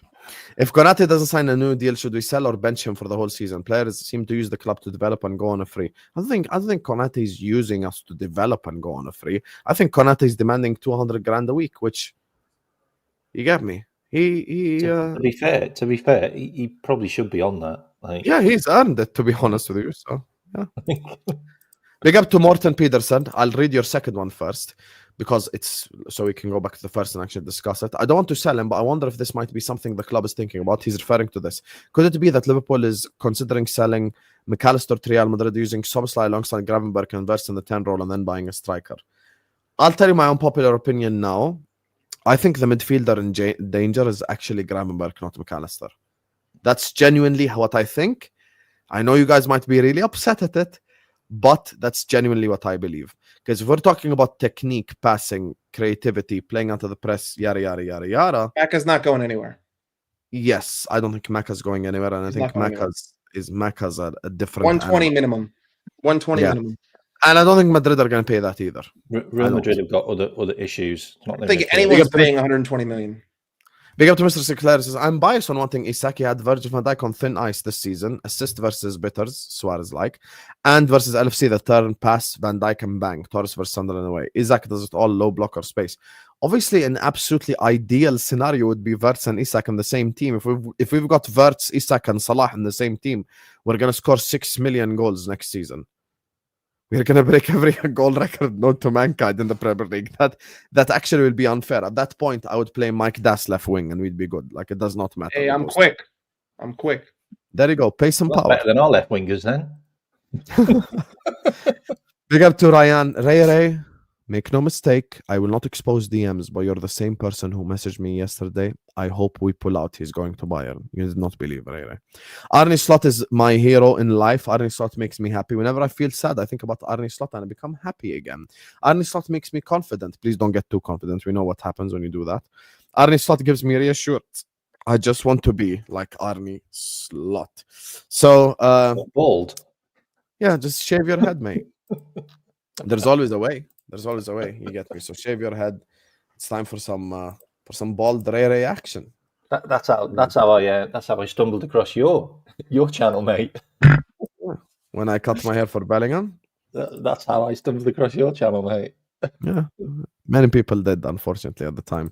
That was my most watched stream at that time. But anyway, big up to you, Ray. Listen, big up to everyone locked in. Make sure you guys are liking. Make sure you guys are subscribing. Final topic. I don't want to keep the guys for too long. I know Kmack wants to start in 10 minutes. Kmack, you scheduled it for tomorrow, by the way. Oh, did I? Oh, I'll change that. Sorry, mate. You scheduled it 1:30 p.m. like 11:30 a.m. tomorrow. So Yeah, my bad. yeah, change the scheduling. Play the Ray song. Here we go. Fuck, he does this to himself every fucking time. Okay, this is all your fault, mate. I didn't even want to play it.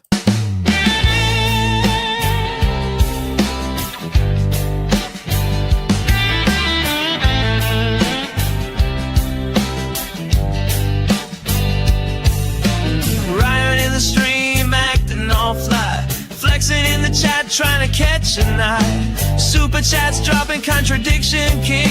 1 minute go Reds, next Arsenal's a thing. Talks loud, got no real plan. Thinking he's slick with a riz that don't land. 2 girls on screen and man, flawless chin on cam. Ryan saw a shot and went bam. Those 2 girls looking 16 out of 10. That's what he said, and silence hit again. No laugh.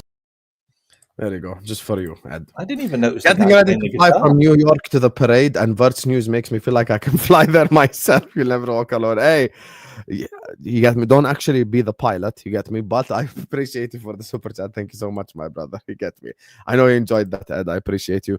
Listen, big up everyone locked in, guys. Just like and subscribe, please, now. And look, final topic of the day. I don't want to keep the guys for too long. I want it to be just a short segment. In terms of, and this is my unpopular opinion, Jerry and Mike, I actually think the midfielder that suffers from all these things that you're talking about is going to be Ryan Gravenberch. Because if we do talk about PSG and if we do talk about playing out from the press, Gravenberch's way of playing out of the press is by dribbling. It's not by passing, which is not what Slot wants, which is why we've been linked with Adam Wharton. That it just genuinely in my head, it just makes sense. I don't know what you guys think about it because people keep saying McAllister. I think if we're gonna say one guy who starts for PSG, it's definitely McAllister. I don't think Szoboszlai or Gravenberch start for PSG, given the technicality and the way that they play. So that's my unpopular opinion. I think actually the guy that probably might suffer the most is Gravenberch. I mean, that makes sense. I mean, that makes sense if you look at beginning of last season, right? The one position we knew where that Slot wanted at the time was Zubimendi. He wanted the DM, who's probably stylistically fits into that kind of PSG or that passing type of midfielder. Gravenberch, at the beginning of the season, I didn't think he'd play again. Right? It didn't look like he would, and he's done fantastically well, deservedly so. And I think on merit, probably deserves to stay in the team. But yeah, that makes sense to me, man. That makes, I mean, again, I think it's something that we'd have to definitely look at, because if he gets the right type of DM that he wants, it's between him and Sober, really, in terms of who's. Do you think this 3 works, Jerry? Jerry, do you think this 3 works on the screen? Which 3? Oh, I didn't see that 3. I was waiting for you to put it up. So I was no. I don't think it works either. I'll be honest. No, I don't. I think you guys are in for a shock if you think this is going to be a thing. This is precisely why I was talking about, based on what we have right now, not potential futures of buying a striker, why the box midfield makes the most sense. Because when you look at the games when we were pressed the most and it was the most effective, i.e. Southampton away, Brighton at home, Everton away, Newcastle away, when we were being pressed, we were set up in that 4-2-4 with Szoboszlai being the 4th guy in the forward line, right? If you compare that contrastingly to Manchester City away, when we played with essentially 2 10s and a box midfield, the press was ineffective because we didn't have the forward line being a 4. There were 2 options that Gravenberch and McAllister had to dish the ball off to every time. So if we play with nothing changed and it goes Jerry's way, I don't see the press being an issue with those 4 being the midfielders. I don't see Ryan Gravenberch having trouble. But if it goes another way and we buy Julian Alvarez, then Gravenberch has to be the guy who exits the team, because I think that he is the least capable of those 4 midfielders, right? Like, he's the least capable of performing that in a 3. But if we're performing it in a 4, all of these guys can slice and dice any press, because you're just going to have technically gifted options. And then that would create the space for Gravenberch to not need to pass out, because there's an extra man in the midfield, which means that there's an extra man to mark, which means that that's one less person pressing me. So the problem with this question is that we can't answer it until we, get the actual definitive answer on the number 9, because that will tell us how we're going to play. And until then, everything's just speculation and opinion, and we can just go in circles for days. I know what you're talking about, Reinhard. Like, this is not the super chat section or anything, but I know what you're talking about. You're talking about, like, when they had, but listen to the midfield 4. Gattuso, Seedorf, Pirlo, Kaká. So, like, okay. This is not apples to apples, my friend. First of all, there's a destroyer in there. Second of all, Seedorf and Pirlo, technically, compared to Szoboszlai and McAllister, technically. Kaká, Wirtz, I hear it. Similar concept. That's the thing. And on top of all that, speaking of needing another goal scorer, Crespo, Shevchenko. Salah, Fairs can score goals. Then one of the other 2 need to step up at a higher level, which with having Wirtz in there, of course, will create more chances, but you still need to, like, step up and deliver in front of goal at a consistent basis. And that's my point. So, like, the problem is the technique. That's why when I say I think Gravenberch is going to be the one that suffers in this, I'm not scapegoating him. I'm not insulting him or anything. Profile thing. I understand why we're linked to Wharton, because everything that you guys are talking about will work if we got Wharton. So if your midfield 3 is Wharton, McAllister, Wirtz, works 100%, no problem, because Wharton and McAllister would both be kind of like complete midfielders, defensive, play out of the press, pass out of the press. But based on that, right? Then based on that, are we trying to say that next season, right, in August or September when the season starts, we're gonna have 5 new players in the starting lineup? 5. Yeah, nothing wrong with that. I've never seen that ever in my life. You know who used to do that back in the day? Chelsea, but they kept the spine. We have the spine: Alisson, Van Dijk, McAllister, Salah. Spine. Nah, but yeah, I'm going to say it right now: we're not signing any midfielders for that position. I don't think we will either. I'll be honest with you. And I will say, unless we sell like Endo Jones and Elliot. I will say the only way we get Wharton in is if Curtis Jones doesn't sign his new contract and we sell him. I mean, the problem he's only got 2 years left. The problem you will have though is if Joe Gomez, if Kelleher, if Elliot will go, they're all homegrown. You're gonna have to get some homegrown players in. Exactly. Frimpong counts as homegrown. So. Yeah, he does. That's one, isn't it? The rest of them don't. The rest of them that we're linked with, none of them have been. I think Kirkes, we can still register as a under 21. No, how? Because he's under 21. Well, you can be 22 and still be registered as an under 21. You know how mad it is. But you've got, bro, you're asking the questions that's making me think the same exact thing. Like, as everyone here is speaking, I'm just thinking the same exact thing. So if we sign these 3, what's the starting 11 then? Forget back four. We're also forgetting about Stefan. All of you answer it. Start with you, Mike. Give me from DM onwards. Let's say these are the 3 that you do this summer. So these are the only 3 we're signing. That's it. Yeah, that's it. End of summer. Okay. The midfield to forward line would be McAllister, Gravenberch, Szoboszlai, Wirtz, Diaz, and Mo. Kmack. So mine's a little bit different on that one. So it'd be Kirkes on the left. It would be Bradley on the right. It would be Konate, Virgil van Dijk, McAllister, Gravenberch, Frimpong, Salah, Wirtz, Cody. Or you think Salah moves down the middle? Or Szoboszlai, yeah. Oh, fair. So you're saying Salah is the striker. Okay. Could happen. Speaking of PSG, Dembele, Jerry. Mine's the same as Mike's. So it'll be McAllister, obviously the two fullbacks. McAllister, Gravenberch, Szoboszlai, Diaz, Wirtz, and Salah. Have you noticed the way I didn't say Diaz? That's if nothing changes, but I don't like. Beer. I'm sorry. I just like. I need to nip this in the butt. This is not our full transfer window. It's never will be. Don't like. That's just absurd. Like there are other players that are leaving. We are not going to put ourselves shorthanded.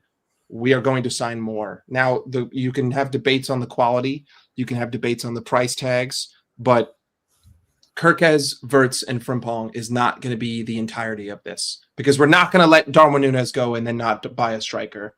If Luis Diaz gets sold, we're going to replace him. We're also not going to let 3 midfielders go and just be like, you know what?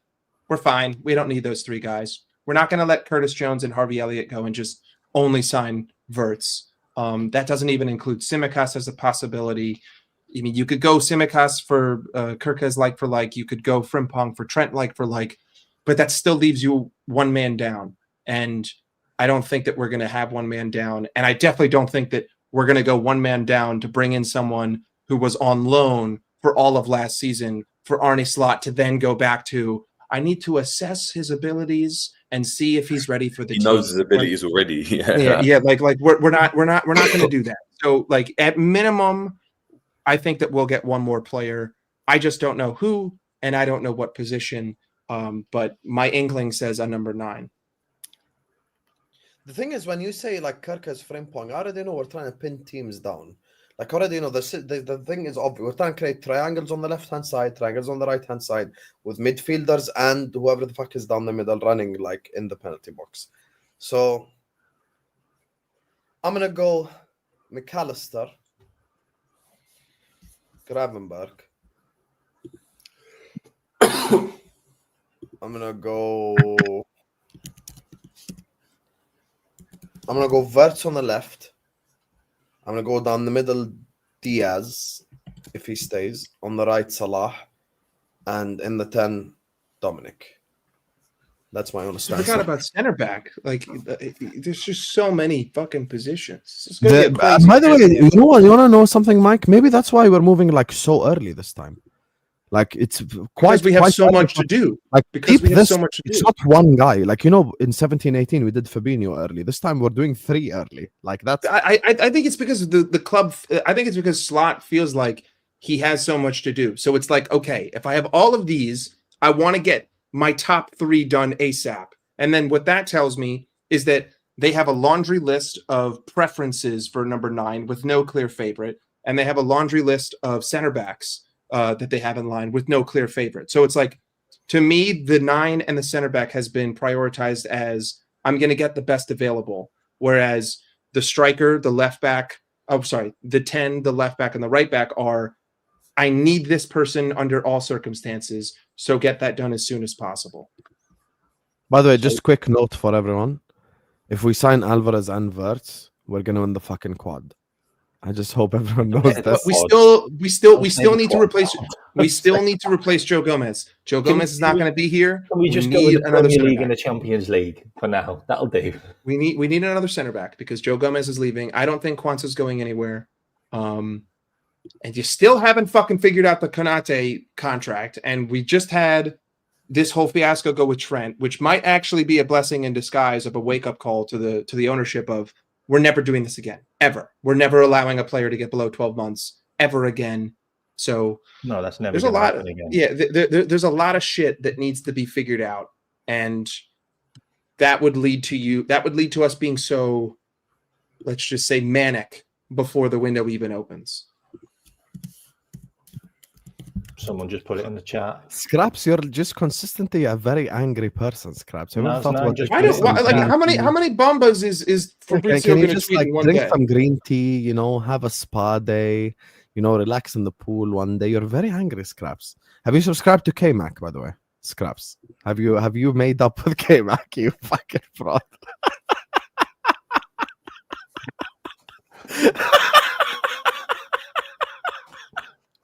I'll never forget fucking 6 people on the panel. He's like, I'm subscribed to everyone except Kmack. Can you, Scraps, listen, we're signing Florian Wirtz. You're very happy. Time to subscribe to Kmack. Do it, brother. It's time. Kmack channel is in the description. I want you to right now go and click subscribe to Kmack right now. It's just consistent. You're just so mad, Scraps. You're just so mad. You need to have some green tea. Subscribe to Kmack. Go watch him. Alvarez is available for 61 million. Listen, I'm in agreement with Mike here. We get rid of Nunes. We get rid of Jota. Actually, you know what? Okay, let me take a step back. I think Jota's staying. Yeah. I think Jota is not financially, like, it makes no sense for us to sell. I think Nunes is gone. And even as someone who likes Luis Diaz, brothers, if 85 million comes in, we are going to click the sell button so fucking quick. You have no idea. Like, I'm sorry. But 85 M's, we are definitely selling. But Sam, do you know, just be prepared for if Diaz goes, it's going to be Gordon. Yeah, 100%. It's 100% going to be Anthony. I'm not that mad at Gordon, to be honest. It's not. I'd be, for me, that would just be the more, and Gordon's He's homegrown. He's English, and he's decent. That's what it is. And who would be the other options? Wing. No idea. That's my point. There aren't any unless you take a gamble. Yeah. This is why I'm very anti-selling Diaz and Gakpo, because it has worked. You don't. There's the Leon winger who we've been linked with. Fofana, he's way too raw. Yeah, but the thing is, Gordon makes more sense because if you're getting rid of Harvey Elliott, you have to replace the homegrown. English, so and then if we're gonna get rid of Luis Diaz and we're gonna splash cash, we're gonna buy Anthony. But Fofana's under 21, so I don't think it would be a registration. No, we can register him. So you want a project left winger behind Cody Gakpo? Well, why not? To be honest with you, when I watched Fofana against Man United, he came on, he made a massive difference. But I just feel like he's player behind a good player. Too raw, I think it will be Gordon that comes in, and I think I'm just not. I don't think Gordon will come in. I'll be honest. No, I don't think Barcelona are paying 85 million for Luis Diaz. So we could have this conversation. Are saying this, like people with like 400,000 followers and shit. Like actual Barcelona sources are saying this. So and all of our top sources were saying that we were going to sign Jude Bellingham. Like I'm sorry, but I don't care what sources say. Mike, they're just going to do a Coutinho deal where they pay us like 5 million every couple of months for like the next 20 years. Just saying, I don't know if Luis Diaz is the answer to the Barcelona problem, and I don't know how many fucking problems that they have. It's not that many. They barely lost. They barely lost to fucking Inter Milan. They just won the league. They just slapped Real Madrid 4 times in a season. I don't know if 85 million for Luis Diaz is what gets you over the line in the Champions League. You can't. I'm not convinced on that. Especially with how you guys talk about Luis Diaz this whole fucking season. You can't sit here and tell me that one of the best teams let's I've ever not do this seen. argument again. Please, Mike. The way that we talk about him is not the way that sporting directors and people like that talk about him. Come on, guys, man. Mike, he could literally fall off a cliff, mate. Like, he's 30 next year. Every time I've watched him, his fundamentals are fucking shit. Bro. I would sell him for 85 million. I'm challenging the idea that they would pay that. I saw you in the chat. Money we're ever going to get for him. All right, guys, quick one then, right? Diaz, obviously, if he stays, he's gonna get a contract extension, right? We're not doing it. We're not doing it, Jerry. No, wait. Just relax. He will go up to how much do we think, guys? Say that again. Sorry. How much? If Diaz was to get a contract extension, what do you think his wages will go up to? So he's on like 90 now, so maybe like 140. Cool. 120, 130. Do you know Zach will go and get Gordon, but Gordon's already on 150. We're not getting Gordon either. I really don't think we're going to get Gordon, I'll be honest. But we'd have to because of the quota, because Keller is going to leave. Well, from what I understand, Gomez is going to leave. Elliott is going to leave. Do you know what I mean? God, that's already 3 homegrown players that have just left. Frimpong is homegrown, to be fair. Frimpong's homegrown, but Trent's left. So he's just replacing Trent. So the homegrown, hang on. I've got it on my phone. 2 seconds. Go on, you carry on talking. I'll show you. There's a load of players that we can bring up out of the under-21 status, which we can make them homegrown. Just give us a second. How old is Karkas? Can I just check this for real? Like 21, 22? 21. Okay, he's 21. He turns 22 November, so before so when the season starts, he's 21. So Kmack might be cooking. So that guy doesn't need registration. You got Frimpong, who's homegrown. Wirtz, of course, needs registration. Connor Bradley's homegrown. I mean, we could go By the back way, and you forth. say with against Luis Diaz, Gomez. I don't see that either. but like Luis Diaz is like he's at the bottom of the priority list though, because in order for this to even be a conversation, he has to get sold. So until I see concrete Luis Diaz offer made, Fabrizio Bomba, terms agreed. Now we're just waiting on that. Like, this is the bottom of the totem pole. Like, we know for a fact a center back is probably leaving. That needs to be solved. We know for a fact that a striker is leaving. That needs to be solved. We don't know if Luis Diaz is leaving. There's just too many questions there. I don't think he leaves. I don't think he leaves unless there'd have to be a big chunk, and it'd be like 85 million on the table.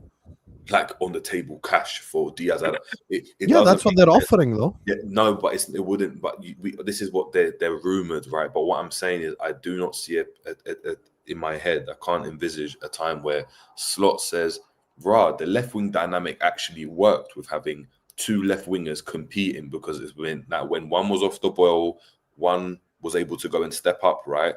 And you had a good dynamic there. Why would you change that to gamble on something that the risk to reward isn't there? Like, Gordon doesn't bank your 20 goals. He doesn't do that. Neither does Rodrigo. Okay, can I give you a scenario? Let me give you a scenario.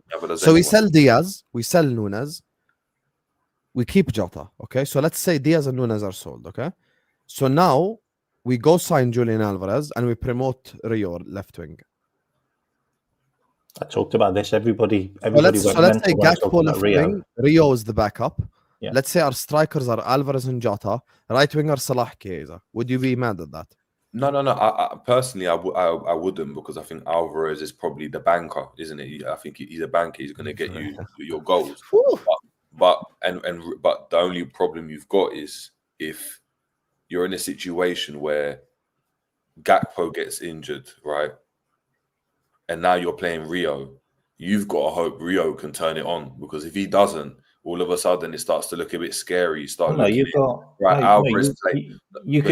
just play Florian Wirtz at the left wing. You can move Wirtz there, or you could put Dominic Szoboszlai there, or you could put Curtis Jones there. Yeah, but that becomes a problem, playing one of them out on the left. I don't want to play them on the left. You start to move stuff about. That's my point. Right now, you're in a situation where if you go and bring in, you have your Wirtz, and then Nunes goes and you bring in whoever, right, another striker. You can just play Hey, I still like Federico. Spaghetti Mafia. I think Come on, man. He gets too much fucking hate. Yeah, I love the guy. Left wing. I love the guy. Jerry, I gave you the solution. Gakpo's injured. Chiesa. Let's go. No, I Spaghetti Mafia. don't want to see him. He's old. I'll give you. Broken. There you are. Chiesa. So you're telling me you'd complain if you saw Chiesa, Alvarez, Salah with Wirtz behind him? I would complain if I saw Chiesa in the team. Yes, I think he's that bad. You really dislike Chiesa? I think he's that bad. I think he's rubbish. Oh. He's rubbish. The level of disrespect to Spaghetti Mafia. He's rubbish. Listen. He was quality. He was fantastic. He's completely finished. He's got problems, and he's got health problems. I will never say a bad word about Chiesa. I fucking love him. Fuck off. Chiesa, passion merchant, love it. Passion merchant. He didn't show one bit of passion for me this whole season. He wasn't given the opportunity Come on. to. Big up Chiesa. Hey, listen, he was our best player against PSV. So, and against Napoli and against Newcastle. Let's fucking when go. he came on, wow! I always Spaghetti Mafia. Don't disrespect losing that Mafia. fight. hey, he scored probably the best goal. I that memorized a striker the has scored for us national in anthem. 2025. In 2025, Federico Chiesa has the best goal out of a single 9 at Liverpool FC. Yeah, in a final that we also lost. Hey, listen, context doesn't matter. Context doesn't matter. This is a pro Chiesa channel. Can we stop disrespecting Chiesa? We all love Chiesa. Listen. None of this is going to matter when we go out there. None of this is going to matter when we get Julian Alvarez. None of it's going to matter. I hope so, bro. Listen, we just, thing. can I just say something? If we get Alvarez and Wirtz, I don't give a fuck who's winger. Play Kmack left wing. I don't give a shit. It's just these three right there. I've got a good cross. I'll suit up. I'll suit up with some fucking shin pads. I'll beat. I don't care, bro. I think that makes sense, isn't it? If you've got Alvarez playing and you're gonna have to pay a lot of money. He has to start every single game. Facts. Fact. Do you want, has to do you want the start homegrown list? It's up to you. Like, do you want the homegrown Yeah, list? go on. Tell us the Okay. homegrown players. So the homegrown list we had this season was Gallagher, Trent, Gomez, Morton, Hill, who's left, and Curtis Jones. So obviously Trent goes, Gallagher goes, Gomez we may still keep, by the way. There's no. I think we keep Gomez, I'll be honest. I think we probably keep Gomez. And obviously Curtis Jones. So then you move Bradley into your homegrown. You move Trey Naoni into your homegrown, or you can use them under 21 registration. If we sell Kwanzaa, we sell or we don't. But then you've also got the likes of, you've got McConnell, Dans, Kumas, Nallo. Yeah, you've got them you can use as homegrown as well.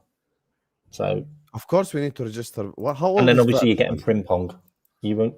The problem 22, is 22. the problem is you need to He register just misses out on the registration thing. 22 players. Actually, he get turned 25. 22 in May, like literally 20 days ago. Yeah. Fairs. Anyway, let me just do these super chats before we wrap up, and then Kmack is going to go live after. Big up to McGregor. Big up to you, McGregor, my brother. By the way, big up to everyone locked in, guys. Please do like the video. Please do subscribe to the channel. I'm just going to go through these, and then we're going to send you guys over to Kmack's channel. He's going to go live to talk about Liverpool Football Club. Big up to McGregor, who says, Slot wants 2 high class in each position. Wharton, huge option. Chat 2 focused on 1 formation. 1 flexibility. 4-3-3, 4-2-4, 4-2-3-1. Wirtz as a forward. I definitely think tactical flexibility is part of this. And that's something that Florian Wirtz does offer us, to be fair. He does give us flexibility. He does give us the opportunity to kind of change shit around. Like, that's the thing I'd say. But, yeah.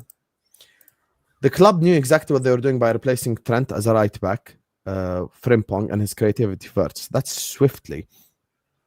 And then he says Frimpong is creative too. So, listen, I think people have been doing too much with the whole Frimpong can defend and Frimpong this and Frimpong that. I think we need to look at his advantages, and his advantages outweigh his disadvantages. Plus, we've survived this whole can't defend thing for fucking 4 years. Let's just do 1 more year of it. Frimpong, Karkas, Wirtz, then a striker plus centre-back, 5 total, no DM. We'll only sign an additional attacker if Diaz, Jota go along with Nunez. Same situation with midfield or defense. Yeah, obviously, I do believe if we do sell in certain positions, then we might get to replace in certain positions. So that's the thing. So yeah, I hear you, to be honest with you, Sidney. Thank you so much. Congrats with Wirtz. Slot is the man. Dutch flag. Big up to you, 7-inch. Crazy name, but big up regardless. And thank you so much for the super chat, my brother. Anyway, listen, big up to all of you guys for locked in. This has been a hell of a day when it comes to streams. But you guys know with this channel, the streams never end. I'm back tomorrow, inshallah. Premier League transfer show. I'm going to be talking about Reinders to Manchester City. I'm going to be talking about Wirtz to Liverpool. Going to be talking about Sesko to Arsenal. Thank God. Thank God. North London forever. Please do sign him. We're 10 likes away from 700. Do like the video on the way out. And listen, we're going to win the league, man. We're going back to back. Also, the stream is going to take over to Kmack channel. So make sure you guys go check him out. He's literally going to go live now. So go check out his video. Just stay on the stream and it's literally going to take you over there. So love you all and see you guys later, man. Peace. Up the Reds. See you later, guys.